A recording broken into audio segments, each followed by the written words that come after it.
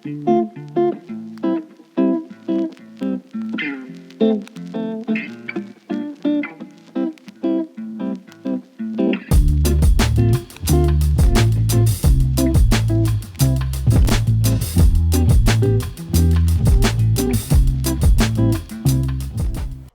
தமிழ் நேயர்களுக்கு வணக்கம். நான் புவனா செல்வராஜ். நிறைய பேருக்கு வந்து குக்கிங் ஒரு பெரிய பேஷன். அதாவது வந்து அவங்களுக்கு வந்து மெயின் ஜாப் வேறு என்ன இருந்தாலுமே இப்போ வந்து குக்கிங்கில் வந்து அவ்வளோ ஆசையாக இருக்காங்க. அதை கற்றுக்கிறதுக்கு வந்து நிறையவே வந்து மெனக்கிடுறாங்க, ரொம்ப எக்ஸ்ப்ளோர் பண்ணுறாங்க. இதுக்கு வந்து வயசு எதுவுமே கிடையாது. ஒரு 20 வருஷத்துக்கு முன்னாடி பார்த்தீங்க அப்படின்னா வந்து குக்கிங்னா இவங்க தான் பண்ணணும் அப்படின்னு சொல்லி ஒரு பவுண்ட்ரி செட் பண்ணி வச்சுருந்தாங்க. ஒரு கேட்டகரிஸ் பீப்புள் இவங்க தான் சமைக்கணும் அந்த மாதிரி. இப்போ அந்த மாதிரி எதுவுமே கிடையாது. எல்லாத்தையும் பிரேக் பண்ணிவிட்டு எல்லாமே குக் பண்ணலாம் அப்படிங்கிற மாதிரி வருது. என்னோடய சின்ன பொண்ணு வந்து 9 இயர்ஸ். அவள் வந்து நேற்று வந்து நான் சப்பாத்தி பண்ணுறேன், அதாவது ஒரு டிஷ் ஒன்று பார்த்தா, ஸோ அதை நான் வந்து எக்ஸ்ப்ளோர் பண்ணி பார்க்குறேன் அப்படின்னு சொல்லி ட்ரை பண்ணான். சப்பாத்தி மாவு வேஸ்ட்டாக தான் போச்சு, சில இன்க்ரீடியன்ஸ் நிறைய வேஸ்ட் ஆச்சு, அந்த இடம் ஃபுல்லாக மெஸ்ஸியாச்சு. இருந்தாலுமே அவளோட ஆசைக்கு நான் எந்த இதுவுமே கொடுக்கவே இல்லை. பண்ணு, உனக்கு என்ன தோணுதோ பண்ணு அப்படின்னு சொன்னேன். ஸோ இப்போ உள்ள அம்மாக்கள் இந்த மாதிரி நிறைய பசங்களுக்கு எக்ஸ்ப்ளோர் பண்ணுறதுக்கு சான்சஸ் கொடுக்குறாங்க. நாட் ஓன்லி பசங்க, நான் சொன்னது கிட்ஸை சொல்கிறேன். பெரிய பசங்க, வளர்ந்த பசங்க, ஜென்ஸ் எல்லாருமே வந்து குக்கிங்கில் அவ்வளோ ஆசையாக இருக்காங்க. வெளியில் போய் ஒரு விஷயம் பார்க்குறாங்க, சாப்பிட்றாங்க அப்படின்னா அதை வீட்டில் வந்து ட்ரை பண்ணி பார்க்குறதுக்கு அவ்வளோ ஒரு ஸ்பேஸ் எடுத்துக்கிறாங்க. நாங்களே செஞ்சு கொடுக்குறோம் உங்களுக்கு அப்படின்னு சொல்லி. இதெல்லாம் பார்க்குறப்ப ரொம்ப ஆரோக்கியமாக இருக்குது. அதாவது இவங்க தான் சமைக்கணும், இவங்க தான் குக் பண்ணணும், இந்த வேலை இவங்க தான் பார்க்கணும் அப்படிங்கிற பவுண்ட்ரிஸ் எல்லாமே வந்து பிரேக் ஆகிறது வந்து ஒரு ஆரோக்கியமான ஒரு சமுதாயமாக நம்ம மாறிட்டுருக்கோம் அப்படிங்கிறதுக்கு எடுத்துக்காட்டு தான். ஸோ இதை ஏன் சொல்கிறேன் அப்படின்னா, இன்றைக்கி நம்ம பண்ண போகிற ரெசிபி வந்து ரொம்ப சிம்பிளான ரெசிபி. அதாவது ஒரு ஃபஸ்ட்டு சமைக்க போகிறோம், ஒரு நான் வெஜிடேரியனில் ஃபஸ்ட்டு சமைக்க போகிறோம் அப்படின்னா நம்மளோட ஆப்ஷன் வந்து இது தான் இருக்கும். ஏன்னா வந்து அவ்வளோ ஈஸியாக கிடைக்கும், சீக்கிரமாக குக் ஆகிடும். ஏதாவது நம்ம தப்பான இன்க்ரீடியன்ஸ், அதாவது அளவை மாற்றி போட்டிருந்தா கூட அதோட டேஸ்ட் வந்து கொஞ்சம் ஓரளவுக்கு சாப்பிட்ற மாதிரி வரும். த்ரோ பண்ணுற மாதிரி இல்லாமல் சாப்பிட்ற மாதிரி இருக்கும். இதுக்கு வந்து இவ்வளோ வந்து இன்ட்ரொடக்ஷன் கொடுத்துருக்கேன் இல்லையா? ஸோ இந்நேரம் நீங்களே கெஸ் பண்ணியிருப்பீங்க. சிக்கன் யூஸ் பண்ணி தான் இன்றைக்கி நிகழ்ச்சியில் ஒரு சூப்பரான ரெசிபி ஒன்று பண்ண போகிறோம். வெள்ளை பால் குருமா ஒன்று பண்ண போகிறோம். யூஸ்வலாக அது வந்து வெஜிடேரியனில் எல்லாருக்குமே தெரியும். பால் குருமா, அவியல் இது எல்லாமே வெள்ளையாக இருக்கும், தேங்காய் யூஸ் பண்ணி பண்ணுவோன்னு.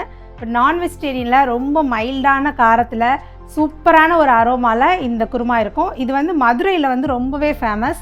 ஸோ இது வந்து சிம்பிளாக அதை வந்து எப்படி செய்யணும் அப்படிங்கிறத ப்ராப்பரான இன்க்ரீடியன்ஸோடு உங்களுக்கு சொல்கிறேன். வாங்க இதில் என்னென்ன இன்க்ரீடியன்ஸ் சேர்க்கலாம் அப்படின்னு பார்ப்போம்.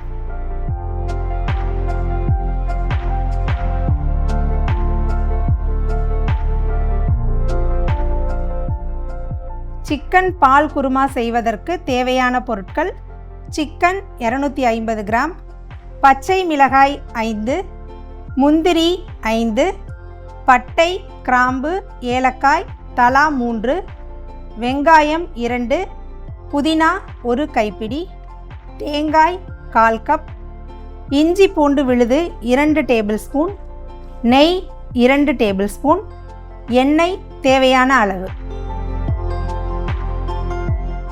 சிக்கன் யூஸ் பண்ணி ஒரு சூப்பரான வெள்ளை குருமா ஒன்று பண்ண போகிறோம். இது வந்து ரைஸுக்கு சாப்பிட்றத விட இடியப்பம், அப்படி இல்லைன்னா வந்து சப்பாத்தி, பூரி இதுக்கெல்லாம் வந்து சாப்பிடலாம். யூஸ்வலாக வந்து இடியப்பத்துக்கு என்ன தொட்டுக்குவீங்க அப்படின்னா ஆட்டுக்கால் பாயா சொல்லுவாங்க. நான் வந்து பியூராக நான் வெஜிடேரியன் பற்றி பேசுகிறேன். ஸோ ஆட்டுக்கால் பாயா வித் இடியப்பம் ரொம்ப ஃபேமஸ் மதுரையில். இது வந்து கொஞ்சம் டிஃப்ரெண்ட்டாக இருக்கும். நீங்கள் இதை வந்து இடியப்பத்துக்கு கண்டிப்பாக ட்ரை பண்ணி பாருங்கள். சில பேருக்கு வந்து இடியப்பம் அந்தளவுக்கு பிடிக்காது. ஸோ அவங்க வந்து தோசை, ஆப்பத்துக்கு வந்து ட்ரை பண்ணி பாருங்கள். எக்ஸலண்ட் காம்போவாக இருக்கும். ஸோ நீங்கள் ஒன்ஸ் இதை ட்ரை பண்ணிட்டீங்கன்னா ரெகுலராக உங்கள் வீட்டில் இந்த டிஷ் வந்து கண்டிப்பாக வந்து செஞ்சு பார்ப்பீங்க. ஸோ அதுக்கு வந்து ஃபஸ்ட்டு ஆனியன் வந்து நிறைய தேவை. இதுக்கு நான் 200 கிராம் சிக்கன் எடுத்துருக்கனால 2 பெரிய வெங்காயம் எடுத்திருக்கேன். முன்னாடிலாம் வந்து ஆனியன் கட் பண்ணாலும் நம்ம அழுதுகிட்டே கட் பண்ணணும். என் பொண்ணை அழுக வைக்கிறீங்க அப்படின்னு சொல்லி மாமியார் ஜோக்ஸ் எல்லாம் நிறைய பார்த்துருப்பீங்க. இப்போ இந்த மாதிரி ஸ்மார்ட்டான கேட்ஜெட்ஸ் வந்து நிறைய இருக்குது. ஸோ இது நீங்கள் யூஸ் பண்ணிங்க அப்படின்னா ஒரு நொடியிலே வந்து நல்ல ப்ராப்பராக ஃபைனாக உங்களால் வந்து சாப் பண்ணிக்க முடியும். வித்தவுட் டியர்ஸ், எந்த அழுகையுமே இல்லாமல் நீங்கள் எவ்வளோ ஆனியன் வேணாலும் கட் பண்ணிக்கலாம். பார்த்திங்கன்னா ஃபைனாக வந்துடும் உங்களுக்கு. ஸோ நம்ம யாரையுமே டிபெண்ட் பண்ணி இது பண்ணி கொடுங்க, அது பண்ணி கொடுங்கன்னு தேவையில்லை. வெங்காயம் உரிக்கிறதுக்கு யூஸ்வலாக வந்து வீட்டில் வந்து ஆள் தேடுவாங்க இல்லையா? இது வந்து நம்மளே பண்ணிடலாம் ஈஸியாக. கம்மியான குவான்டிட்டிக்கு வந்து ஹெல்ப் தேவையில்லை. பட் லார்ஜ் குவான்டிட்டி பண்ணுறோம், வீட்டுக்கு கெஸ்ட் எல்லாம் வராங்க அப்படின்றப்ப வந்து கண்டிப்பாக ஒரு 1 கிலோ வெங்காயம் வாங்கி, ஏன்னா காமெடியாக சொல்கிறவங்க சொல்லிட்டு போயிடுவாங்க, என்ன வெங்காயம் உரிக்கிறதுன்னு அவ்வளோ கஷ்டமா அப்படின்னு சொல்லிட்டு. பட் ஒரு கிலோ வெங்காயத்தை உட்காந்து உரிச்சு எடுக்கிறதுக்குள்ளேயும் ஃபுல்லாக அழுது அவங்க ஃபேஸே ஒரு மாதிரி ஆகிடும். ஸோ அந்த மாதிரி இருக்கப்போ இந்த மாதிரி ஸ்மார்ட்டான சில கேட்ஜெட்ஸ் இருக்குது, அதெல்லாம் யூஸ் பண்ணிங்க அப்படின்னா நமக்கு டைமும் நல்லா சேவ் ஆகும், அந்த வேலையை வந்து ரொம்ப குயிக்காக நம்மளால் முடிச்சிட முடியும் டயர்ட்னஸ் இல்லாமல்.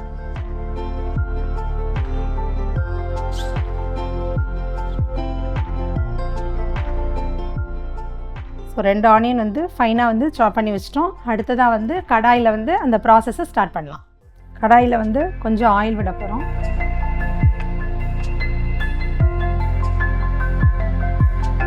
சிக்கனுக்கெலாம் வந்து ஆயில் அதிகமாக விடணும்னு ஒன்றும் அவசியம் இல்லை, அதுலேருந்தே நிறைய ஆயில் பிரிஞ்சு வரும். ஓகே, இது வந்து எண்ணெய் சூடாகிற வரைக்கும் இந்த பச்சை மிளகாவை நீங்கள் பொடி பொடியாக கட் பண்ணி போடலாம், அப்படி இல்லைன்னா லைட்டாக அப்படி ஸ்லிட் பண்ணி போடலாம். ரெண்டுக்கும் என்ன பெரிய டிஃப்ரென்ஸ் அப்படின்னா, நீங்கள் ரொம்ப பொடிசாக கட் பண்ணி போட்டிங்க அப்படின்னா சின்ன குழந்தைங்க சாப்பிட்றப்ப வாயில் வந்து அது வந்து டிஸ்டர்ப் ஆகும். ஸோ வந்து டோட்டலாக அதை அப்படியே எடுத்து வச்சுருவாங்க. நீங்கள் இப்படி லைட்டாக ஸ்லிட் பண்ணி போட்டிங்க அப்படின்னா வந்து காரம் நல்லா இறங்க ஆரம்பிக்கும். ஈஸியாக வந்து அதை தனியாக தூக்கி வச்சிடலாம், காரம் வேணாங்கிறவங்க அதை தனியாக தூக்கி வச்சிடலாம். ஸோ வந்து நீங்கள் உங்கள் வீட்டில் எப்படி பெரியவங்க நிறையா இருந்தாங்க அப்படின்னா அதுக்கேற்ற மாதிரி கட் பண்ணிக்கிங்க.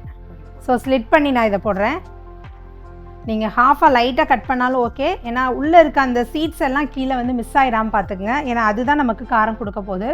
இந்த மொத்த ரெசிபிக்குமே பார்த்தீங்கன்னா காரம் அப்படின்னா இந்த பச்சை மிளகா தான். நான் 200 கிராம்ஸ்க்கு வந்து ஒரு 5 நம்பர்ஸ் வந்து சேர்த்துருக்கேன். ஸோ நீங்கள் நல்ல காரம் சாப்பிடுவீங்கன்னா இதை 10 நம்பராக கூட அதிகரிச்சிக்கலாம். அப்போ வந்து அந்த பச்சை மிளகாவோட ஃப்ளேவர் வந்து நல்லா டாமினேட் பண்ணி ரொம்ப நல்லாயிருக்கும். இப்போ வந்து நல்லா எண்ணெய் வந்து சூடாயிருச்சு.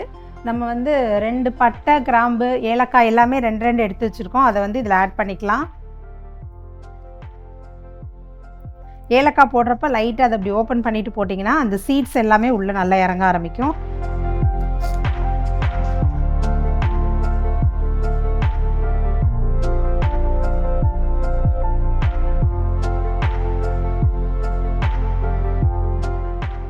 இப்போ நம்ம பொடிசாக கட் பண்ணி வச்சுருக்க ஆனியன் இதில் சேர்த்துக்குவோம்.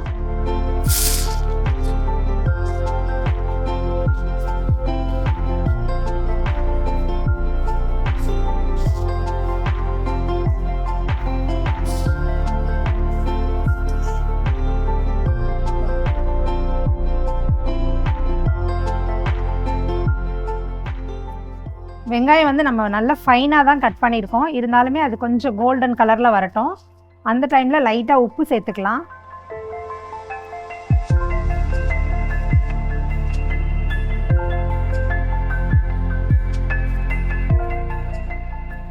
இது கொஞ்சம் வந்து கிறிஸ்பினஸ் வராத அளவுக்கு மட்டும் பார்த்துங்க, ரொம்ப லோ ஃப்ளேமில் வச்சுருங்க.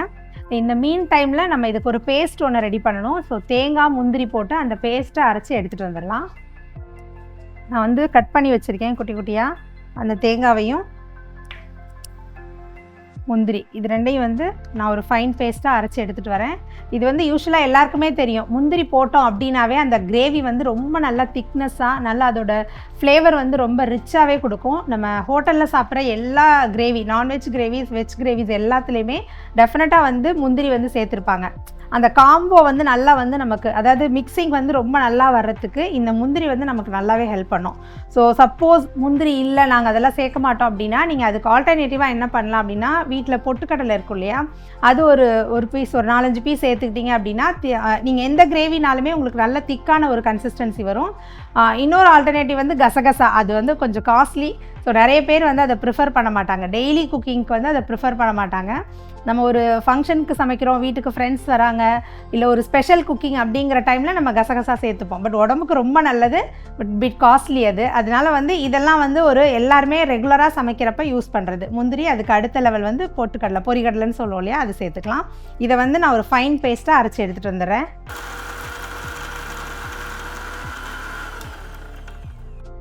இது ஓரளவுக்கு நல்லா வதங்கிருச்சு. இந்த டைமில் நம்ம ஸ்லிட் பண்ணி வச்சுருக்கோம் இல்லையா க்ரீன் சில்லிஸ், இதை வந்து இதில் ஆட் பண்ணிக்குவோம்.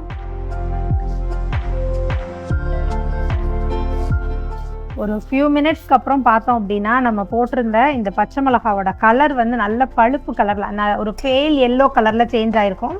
ஸோ அது வந்து நம்மளோட அந்த சீட்ஸ் எல்லாம் உள்ளே இறங்கி காரம் இறங்கிருச்சு அப்படிங்கிறதுக்கான ஒரு சிம்டம் அது. இது கொஞ்சம் வதங்கினதுக்கப்புறம் நம்ம வச்சுருக்க இஞ்சி பூண்டு பேஸ்ட்டையும் இதில் ஆட் பண்ணிக்கலாம்.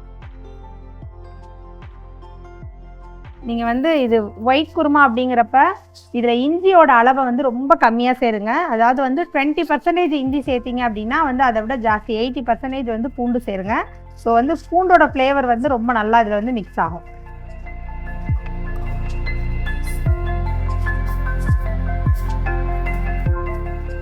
இது அந்த இஞ்சி பூண்டில் இருக்க அந்த பச்சை வாசனை கொஞ்சம் கம்மியானதுக்கப்புறம் நம்ம வாஷ் பண்ணி கட் பண்ணி வச்சுருக்கோம் இல்லையா, க்ளீன் பண்ணி கட் பண்ணி வச்சுருக்க இந்த சிக்கன் இது வந்து கொஞ்சம் போனும் சேர்ந்த மாதிரி இருக்குது. ஸோ நீங்கள் இந்த கிரேவிக்கு வந்து ஃபுல் அண்ட் ஃபுல் ப்ளைன் வந்து இந்த ஃப்ளஷ் மட்டும் சேர்த்து சாப்பிட்றத விட இந்த மாதிரி போன்ஸும் சேர்த்து சாப்பிட்றப்ப அது வந்து டேஸ்ட் ரொம்ப நல்லாயிருக்கும். ஸோ அதையும் இதில் ஆட் பண்ணிக்கலாம்.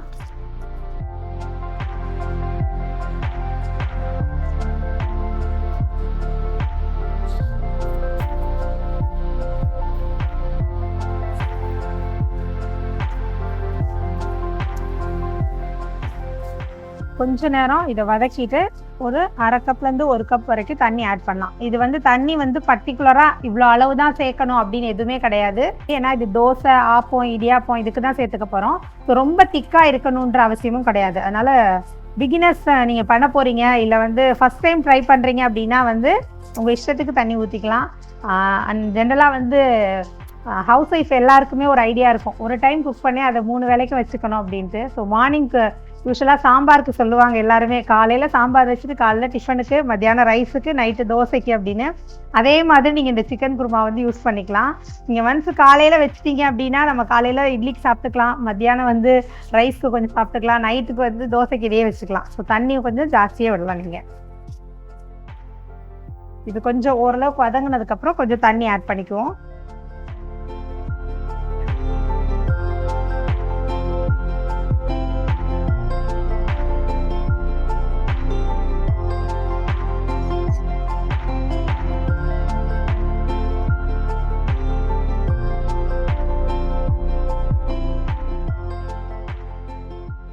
இப்போ ஃப்ளேம் வந்து கொஞ்சம் ஜாஸ்தி வச்சுருங்க. ஒரு நல்ல கொதி வந்ததுக்கப்புறம் கொஞ்சம் நேரம் சிம்மில் வச்சுருந்தோம் அப்படின்னா நல்ல உள்ளெல்லாம் நல்லா வந்து குக் ஆக ஆரம்பிச்சிடும். இப்போ வந்து இது கொதிச்சுட்ருக்கு. இதை நம்ம சிம்மில் வச்சுட்டு நம்ம இதுக்கு தேவையான தேங்காய் பேஸ்ட் வந்து ரெடி பண்ணி எடுத்துகிட்டு வந்துடலாம்.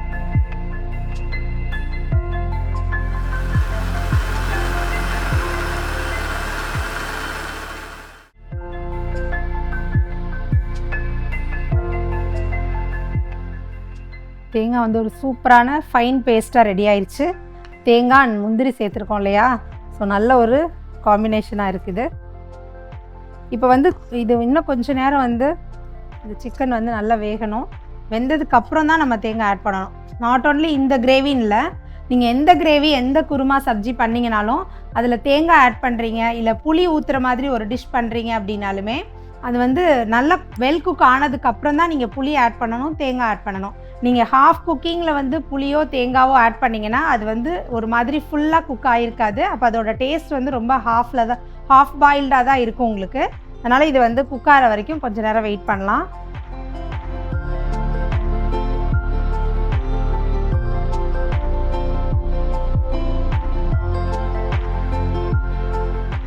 இது நல்லா வந்து வேக ஆரம்பிச்சிருச்சு. இந்த சிக்கன் கலர் பார்த்திங்கன்னா சூப்பராக இருக்கு இல்லையா, ஒயிட்டாக.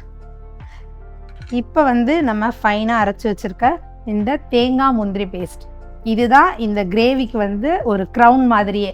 ஏன்னா எப்போவுமே முந்திரி சேர்க்குற எல்லா டிஷ்ஷுமே உங்களுக்கு பார்த்திங்கன்னா நல்ல ரிச்சான அரோமாவோடு இருக்கும். ஸோ இதை சேர்த்த உடனே நல்ல ஒரு ஃப்ளேவர் வந்து இங்கே வரும்.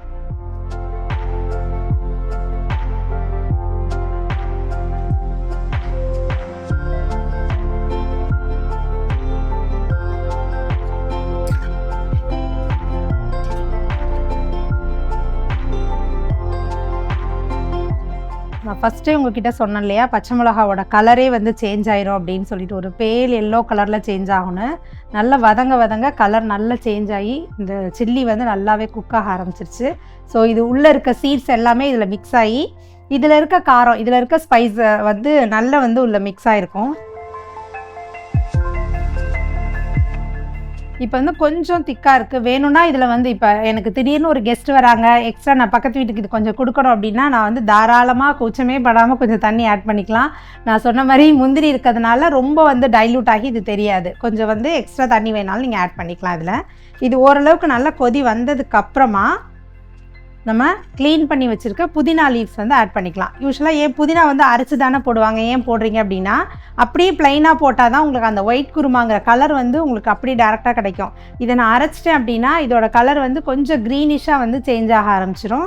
ஸோ லைட்டாக வந்து ஏன்னா இது ஓவர் குக்கும் ஆகக்கூடாது புதினா, அதனால் இறக்குறதுக்கு ஒரு 5 மினிட்ஸ் முன்னாடி தான் நான் இதை ஆட் பண்ணுறேன்.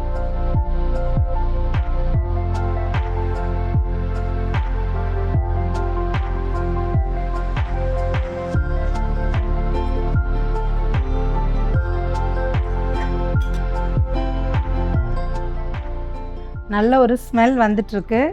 நான் ஸ்மெல் வந்துட்டுருக்கு அப்படிங்கிறத உங்களுக்கு வந்து கேமராவில் காமிக்க முடியாது. பட் என்னோடய கேமராமேன் வந்து இதை நல்லாவே வந்து ஸ்மெல் பண்ணிட்டு தான் இருக்காங்க. ஃபுல்லாக ஸ்டுடியோ ஃபுல்லாகவே இது எல்லாமே சேர்ந்து ஒரு மிக்சிங்காக சூப்பரான ஒரு ஸ்மெல் வந்துட்டுருக்கு. ஸோ நீங்கள் வீட்டில் செஞ்சீங்க அப்படின்னா உங்கள் பக்கத்து ஃப்ளாட்லேருந்து வந்து என்ன சமைக்கிறீங்கன்னு கேட்குற அளவுக்கு ஃபுல் ஃப்ளாட்டும் வந்து இந்த ஸ்மெல் நல்லா ஸ்ப்ரெட் ஆகும்.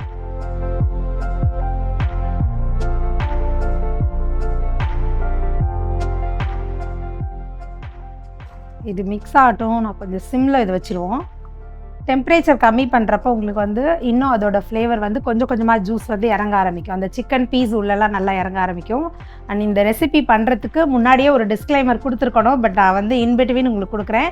நீங்கள் இந்த சிக்கன் ரெசிபி ட்ரை பண்ண போகிறீங்க, அதாவது இந்த சிக்கன் வெள்ளை பால் குருமா ட்ரை பண்ண போகிறீங்க அப்படின்னா டெஃபினட்டாக இன்றைக்கி 5000 to 10,000 ஸ்டெப்ஸ் நடந்தே தீருவேன் அப்படின்னு ஒரு கோல் செட் பண்ணிவிட்டு சாப்பிடுங்க.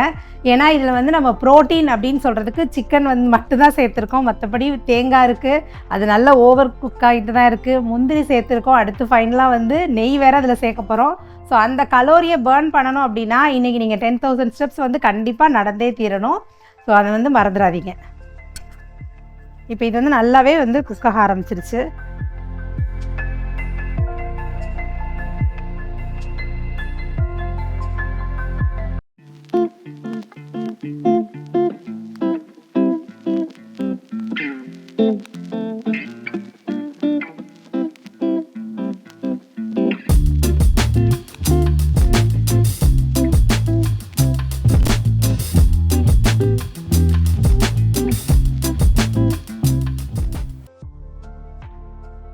இது நல்லா மிக்ஸ் ஆயிடுச்சு பாருங்கள்.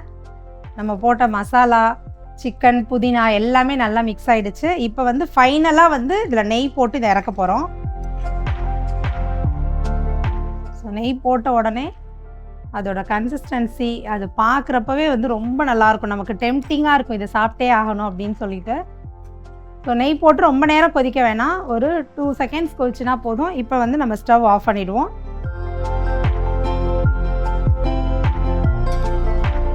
ஸோ இதை வந்து நான் இப்போ உங்களுக்கு இடியப்பம் இருக்குது, அந்த இடியப்பத்து கூட எப்படி சர்வ் பண்ணுறதுன்னு காமிக்கிறேன். இடியப்பம், ஆட்டுக்கால் பாயா சாப்பிட்டவங்க ஒரு டைம் இந்த சிக்கன் கிரேவி வந்து ட்ரை பண்ணி பாருங்கள். அதுக்கப்புறம் டெஃபினட்டாக இதுதான் உங்கள் வீட்டில் வந்து பெஸ்ட்டு காம்போவாக இருக்கும். ஸோ இப்போ வந்து நம்ம பண்ணி வச்சுருக்க இந்த நம்ம எம்மியான சூப்பர் சிக்கன் வெள்ளை குருமா. இந்த நிகழ்ச்சி பார்த்துட்ருக்க நீங்கள் வெஜிடேரியனாக இருந்தால் அப்படின்னா இந்த சிக்கனுக்கு பதிலாக நீங்கள் வந்து வெஜிடபிள்ஸ் எல்லாமே ஆட் பண்ணிக்கலாம். முக்கியமாக வந்து இது வந்து பச்சை பட்டாணி பீஸ் வந்து நிறைய கிடைக்குது. ஸோ பச்சை பட்டாணியை மிஸ் பண்ணாமல் வாங்கி நல்லா க்ளீன் பண்ணி ஃப்ரோசன் பண்ணி வச்சுக்கோங்க. நீங்கள் எந்த கிரேவி குருமா பண்ணிங்க அப்படின்னாலும் அதை கொஞ்சம் ஆட் பண்ணலாம். முக்கியமாக இந்த மாதிரி வெள்ளை குருமா செய்கிறோம் இல்லையா, இதுக்கு வந்து சூப்பரான காம்போவாக இருக்கும். ஸோ பச்சை பட்டாணி சேர்த்து பண்ணிங்கன்னா அட்டகாசமாக இருக்கும் உங்களுக்கு அந்த டேஸ்ட்டு.